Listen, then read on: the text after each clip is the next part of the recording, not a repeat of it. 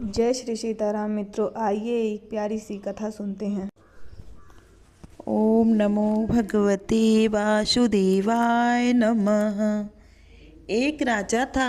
उसके राज्य में प्रजा सुखी थी। एकादशी का कोई भी अन्न नहीं बेचता था। सभी फलाहार करते थे। एक बार भगवान ने राजा की परीक्षा लेनी चाहिए। भगवान ने एक सुंदरी का रूप धारण किया तथा सड़क पर बैठ गए।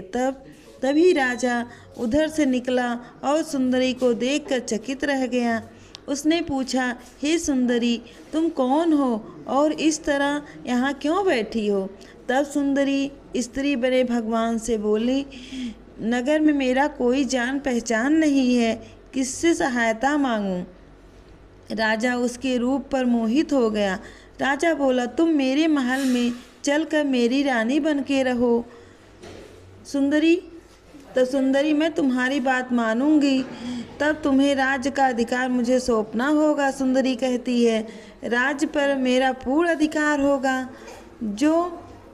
जो मैं बनाऊंगी तुम्हें खाना पड़ेगा।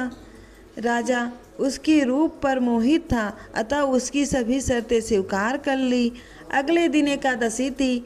रानी ने हुक्म दिया कि बाजारों में अन्न के दिनों में की तरह अन्न बेचा जाए। उसने घर में मांस मछली आदि पकाए तथा परोस कर राजा के खाने के लिए कहा। यह देखकर राजा बोला, रानी, आज एकादशी है, मैं केवल फलाहार ही करूँगा। तब रानी ने शर्त की यदि दिलाई अगर और बोली, यह तो खाना खाओ, नहीं तो बड़े राजकुमार का सिर काट दूंगी। रानी की अपनी स्थिति बड़ी रानी से कही। बड़ी रानी बोली, महाराज, धर्म ना छोड़ें, बड़े राजकुमार को सिर दे दो। पुत्र तो फिर मिल जाएगा, पर धर्म नहीं मिलेगा। इसी दौरान बड़ा राजकुमार खेल कर आ गया। माँ की आंखों में आंसू देखकर वह रोने का कारण पूछने लगा, तो माँ ने उससे सारी वास्तु स्थिति बता दी। तब वह बोला, मैं सिर देने के लिए तैयार हूँ माँ, पिताजी के धर्म की रक्षा होगी, जरूर होगी। राजा दुखी मन से राजकुमार का सिर देने को तैयार हुआ। रानी के रूप में भगवान विष्णु प्रकट होकर असली बात बताई। राजन, तुम इस कठिन परीक्षा में पास हुए। भगवान ने प्रसन्न मन से राजा से वर मांगने को कहा।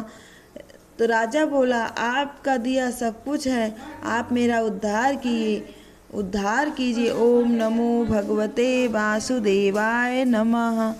इसी संपूर्ण कथा समाप्त हुई भक्तों।